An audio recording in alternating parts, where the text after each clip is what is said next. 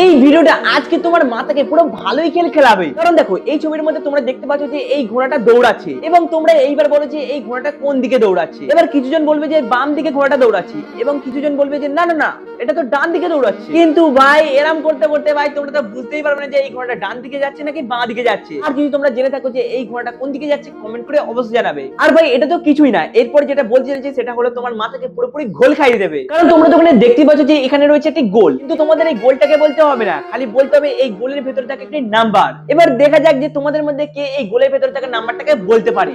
আর ভাই তোমরা যদি এই গোলের ভেতরে কোনো নাম্বারকে দেখতে পাও তাহলে তোমাদের চোখ তো একদম পুরো ঠিক আছে।